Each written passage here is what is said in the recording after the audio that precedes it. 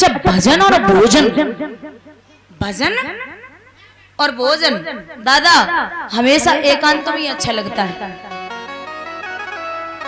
हमने कई जगह ऐसी देखी है, मैरिज होम होते ना, खाना खाने जाते लोग, हम इतने बड़े हो गए, अपनी बात कर रहे, हम गए 2-4 बार, इतने बड़े हो गए, सिर्फ 2-4 बार गिनती के गए होंगे, लेकिन मैंने कभी वहां खड़े होके खाना नहीं खाया। जैसे गए वैसे ही वापस आई। मैं व्यासपीठ पे बैठ के बोल रही हूँ, जैसे गई हूँ वैसे ही वापस आई हूँ। एक आध बार की तो याद नहीं हो, गए भी हैं तो बैठ के खाया होगा, वरना खाया ही नहीं है। पशुओं को कभी बैठ के भोजन करते देखा है? बताइए, यहाँ इतने लोग बैठे, पशुओं को बैठ के भोजन करते देखा है? नहीं। और इंसानों को खड़े होके भोजन नहीं करना चाहिए। आप पशुओं वाला काम करते हो, वो पशु अच्छे लगते खड़े होके भोजन करने में, आप अच्छे नहीं लगते, लेकिन वो भारत देश की संस्कृति है, खड़े होके भोजन कर रहे। अच्छा, पहले खाना बनाने वाले घर के होते थे और नाचने वाले बाहर के, और अब खाना बनाने वाले बाहर के और नाचने वाले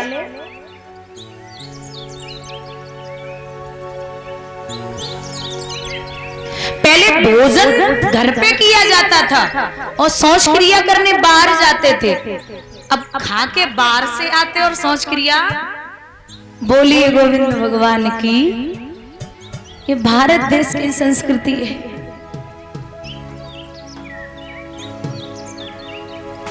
कब तक सुधारोगे? जितने पढ़े लिखे हैं वो मानते तो है नहीं, बोले हाँ अच्छा ज्ञान बांट रही है। तो जो जिसे करना है आजाद हो आप, जैसे जिसे करना वो करिए।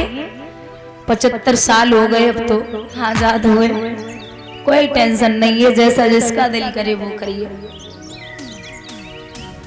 विचार किया परीक्षित ने कि महात्मा ने नेत्र बंद क्यों कर लिए।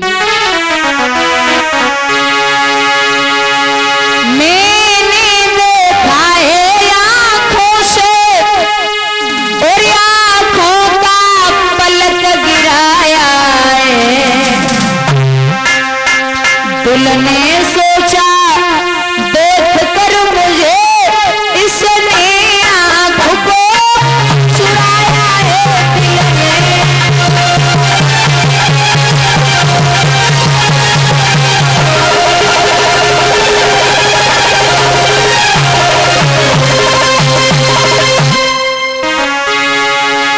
मैं काना नहीं, कुरूप नहीं, मुझको अपना अभिमान नहीं, कंजूस नहीं, कोई चुगिल नहीं, पृथ्वी पे मैं निशंक नहीं।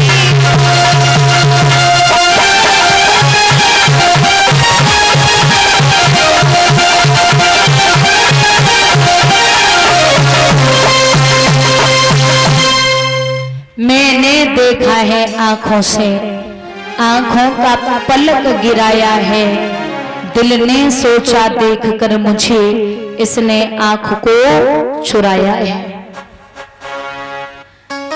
महात्मा ने नेत्र बंद क्यों कर लिए? भजन जो होता ना, भजन वो 3 प्रकार का होता है। जो बचपन में भजन किया जाता है वो अमृत के समान लगता है, और जो जवानी में भजन किया जाता है वो दूध और घी के समान लगता है, और जो बुढ़ापे पे भजन चले हैं परीक्षित, मुकुट को सिर पे धारण करके, शिकार तो नहीं मिला, एक झाड़ी से छुपके बैठ गए, तो क्या देखते हैं कि गाय और बैल के जोड़े को एक शूद्र हाथ में डंडा लिए हुए ऐसे मार रहा था मानो उनका कोई साथी न हो। तो गाय ने आवाज लगाई है, कोई वीर पुत्र है जो मेरी लाज को बचा ले।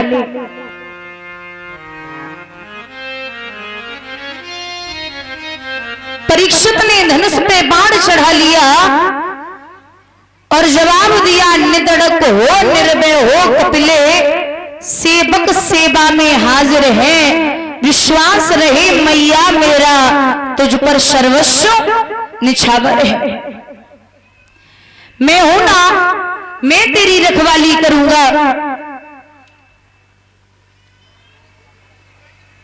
अब श्री सूत जी बोले कि हे शौनकादिक ऋषियों, आपको पता है कि ये गाय कौन थी, ये बैल कौन था, और जो इन दोनों को मार रहा था वो कौन था?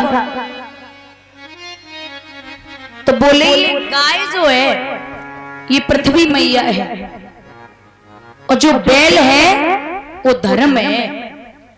धर्म के 4 चरण होते हैं, सत्य, तप, दया और दान। लेकिन वो बैल एक ही पैर से भाग रहा था, 3 पैर कहां गए? बोले जब सतयुग था तब 4 थे, जब त्रेतायुग आया तब 3 बचे, जब द्वापर आया तो और अधर्म बढ़ा तो 2 बचे, और जब कलयुग ने अपना चरण दबा लिया तो सिर्फ 1 पैर बचा है।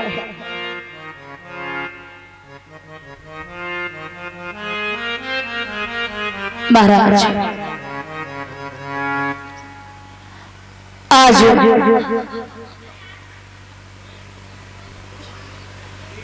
जवाब दिया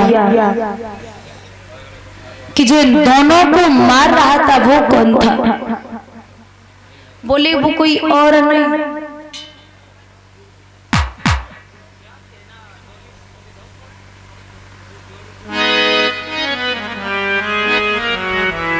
साक्षात कलयुग था। बोली मारने के लिए तैयार हुए तो बोले सतयुग त्रेता द्वापर सबने राजी किया, अब मेरी बारी है, मैं भी राजी करूंगा। अच्छा, कलयुग की जो उम्र है ना, कलयुग की जो उम्र है वो है 4,32,000 वर्ष की। कलयुग की उम्र है 4,32,000 वर्ष की, और अभी कलयुग का ढंग से बचपन भी नहीं है, तब ये गति है। और जब घोर कलयुग आया, कलयुग अपनी जवानी पे आएगा तो माँ बेटे, बाप बेटी और भाई बहन का रिश्ता खत्म हो जाएगा।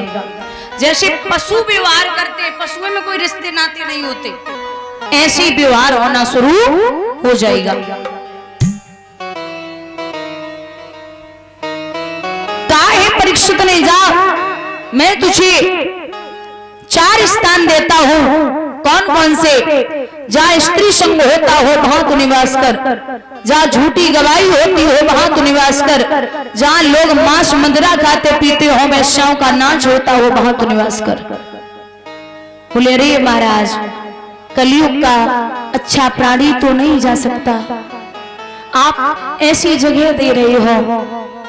तो परीक्षित बोले जा तू कनक में निवास कर। कनक माने सोना, और एक होता है धतूरा।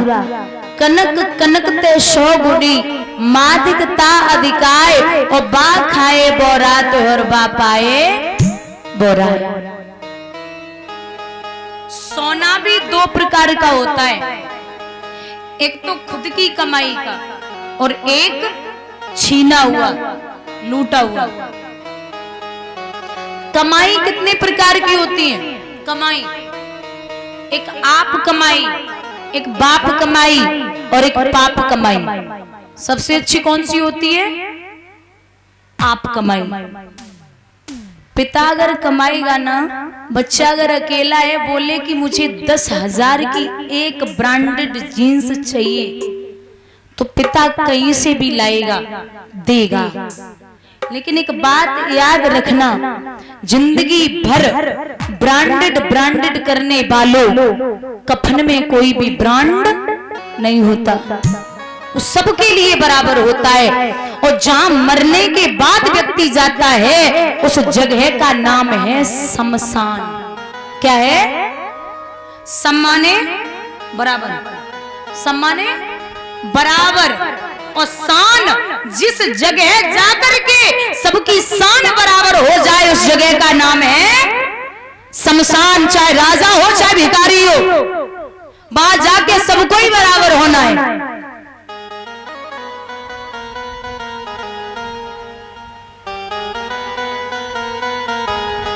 महाराज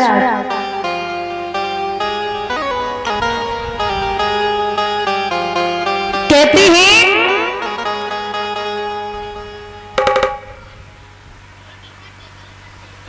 कलाकारी सुन रही और निगाह करे वाला बंधुओं, दूसरे का जो छीना हुआ सोना उसमें तू निवास करेगा। जो परीक्षित ने मुकुट बांध रखा था, वो मुकुट परीक्षित के बाबा भीम जरासंध से युद्ध में छीन करके लाए थे। उसी मुकुट में वो कलयुग सूक्ष्म रूप से प्रवेश कर गया।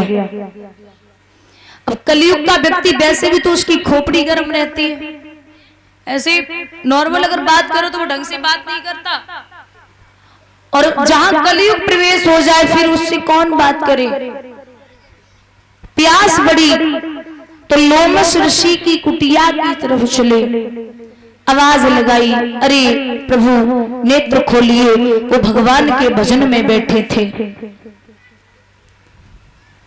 तो नेत्र नहीं खोले,